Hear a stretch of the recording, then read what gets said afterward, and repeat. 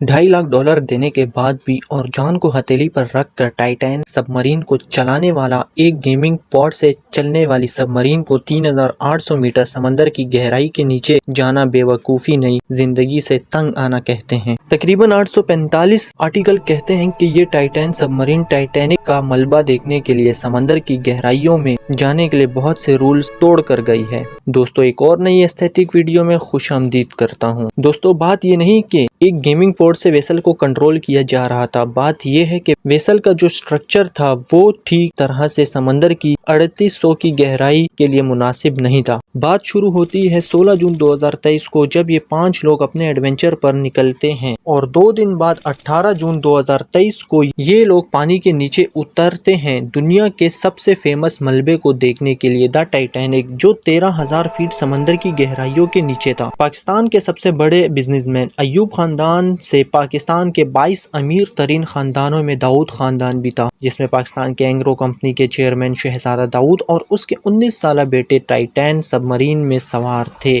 और आज वो मर चुके हैं। स्टॉकटन रस, जो फाउंडर और चीफ एग्जीक्यूटिव है ओशियन गेट एक्सपीडिशन के, जिसने वेसल को खुद बनाई और फिर उसे ऑपरेट भी खुद ही कर रहा था। हाशिम हार्डिंग, जो ब्रिटिश बिलियनर था और एक एक्सप्लोरर भी था। पॉल हेनरी नार्जियोलेट, जो मार्ट टाइम एक्सपर्ट था, जो 35 से ज्यादा डाइव्स कर चुका था टाइटैन के साथ। और ये सारे एक्सप्लोरर और एडवेंचर पर जाने वाले अमीर तरीन लोग थे जो एडवेंचर को पसंद करते थे। $2.5 लाख देने के बावजूद भी उस वेसल को गेमिंग स्टेशन से कंट्रोल किया जा रहा था और फिर 3800 मीटर नीचे समंदर की गहराइयों में 100 साल पुराने टाइटैनिक के मलबे को आराम से और करीब से फिर पुर कर देखने के लिए गए, जबकि उससे ज्यादा अच्छी वीडियोस यूट्यूब पर अपलोडेड हुई है। दोस्तों, सिर्फ 1 घंटा और 45 मिनट गुजरने के बाद ही इनका राब्ता ऊपर सैटेलाइट से मुनक़ता हो गया था। और फिर खुद सोचो, इन्होंने वहां 4 दिन गुजारे, वो भी बगैर किसी को अपनी इन्फॉर्मेशन दिए। यहाँ पर दोस्तों एक बड़ा ही रेड फ्लैग देखने को मिलता है कि सबमर्सिबल में GPS ट्रैकर भी इंस्टॉल नहीं था। एक कार में लगाए जाने वाला ट्रैकर डिवाइस भी मौजूद नहीं था। अगर इस सबमरीन में लोकेशन ट्रैकिंग डिवाइस होता या अगर था भी तो इतना स्ट्रॉन्ग नहीं था कि इतनी गहराई से ऊपर किसी को भी लोकेशन भेज सके। दोस्तों, ये भी दावा किया जाता है कि ये वेसल दुनिया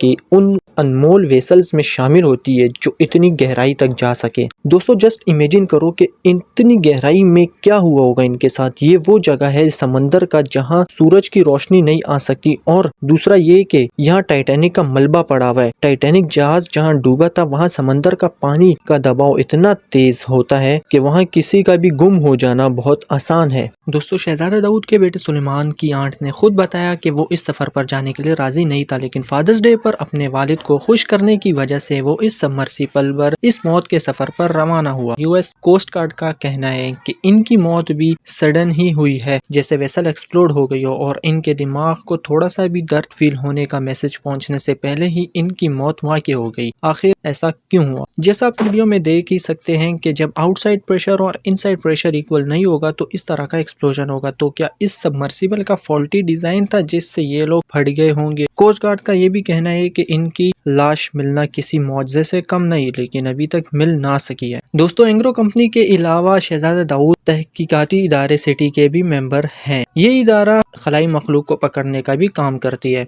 शहजादा दाऊद और उनके बेटे सुलेमान दाऊद के नामों से तो आप वाकिफ हो गए होंगे, लेकिन क्या आप दाऊद फैमिली के तहत होने वाले फलाई कामों के बारे में भी जानते हैं? क्या आप जानते हैं कि कराची में दाऊद यूनिवर्सिटी समेत मुतअद्दिद प्रोजेक्ट दाऊद फाउंडेशन के तहत ही बनाए गए हैं? पाकिस्तान में लाखों लोगों का रोजगार भी इनके बनाए गए प्रोजेक्ट से जुड़ा है।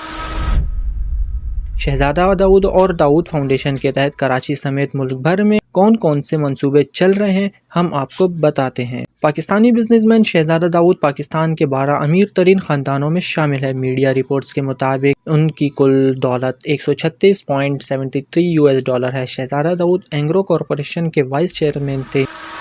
एंग्रो कॉरपोरेशन कराची में वाक़ई ये कंपनी मुतअद्दिद शोबों में काम करती है, जिसमें खाद्य, खुराक और तवानाई के पैदावार है। कराची समेत मुल्क भर में दाऊद फैमिली के कई मंसूबे चल रहे हैं। दाऊद फाउंडेशन शहजादा दाऊद के दादा ने 1960 में कायम की थी। इस फाउंडेशन का बुनियादी मकसद साइंस, टेक्नोलॉजी और तहकीक के शोबों में तालीमी मंसूबों को फ़रोग़ देना था। और फिर दाऊद फाउंडेशन के तहत कई तालीमी इदारे قائم کیے گئے۔ داؤد فاؤنڈیشن کے تحت کراچی میں پہلا بڑا منصوبہ 1964 میں قائم کیا گیا، جسے آج ہم Dawood university of engineering and technology کے نام سے جانتے ہیں۔ Karachi school of business and leadership اور ملیر میں موجود Ahmed Dawood government of high school بھی ان کی ہی فاؤنڈیشن کا حصہ ہے۔ آزاد کشمیر میں 2005 میں آنے والے خطرناک زلزلے میں مظفر آباد کے فیڈرل گورنمنٹ داؤد پبلک اسکول بھی تباہ ہو گیا تھا۔ یہ اسکول بھی داؤد فاؤنڈیشن کے تحت بنا اور تباہ ہونے کے بعد اسے ایک بار پھر تعمیر کر کے 2008 میں افتتاح کیا گیا اور اس کو FG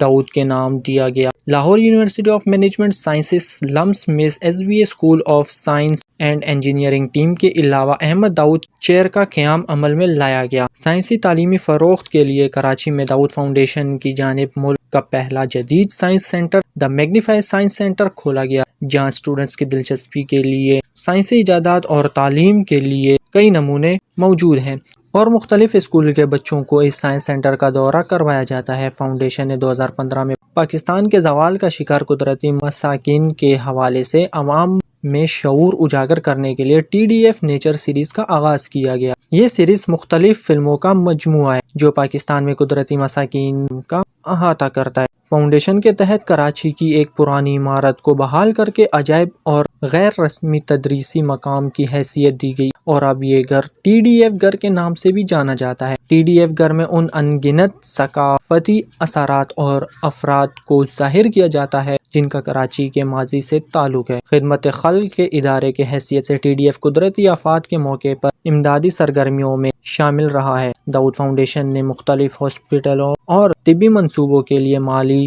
مدد بھی فراہم کی، جن میں الشفا ٹرسٹ ہسپتال اور آغا خان یونیورسٹی ہسپتال میں مختلف عمارتوں کی تعمیر بھی شامل ہے۔ شہزادہ داؤد اور سلیمان داؤد کی موت پر جہاں اظہار افسوس کیا جا رہا ہے، وہیں مختلف حلقوں کی جانب سے ان کی فلاحی خدمات پر خراج عقیدت بھی پیش کیا جا رہا ہے۔ دوستو، کسی کو موت غریبی میں آنی ہے اور کسی کو بنگلوں میں، لیکن اللہ سے دعا کرو کہ ایسی خطرناک اموات سے بچائے۔ ملتے ہیں اگلی ایک اور دلچسپ ویڈیو میں، تب تک کے لیے خدا حافظ۔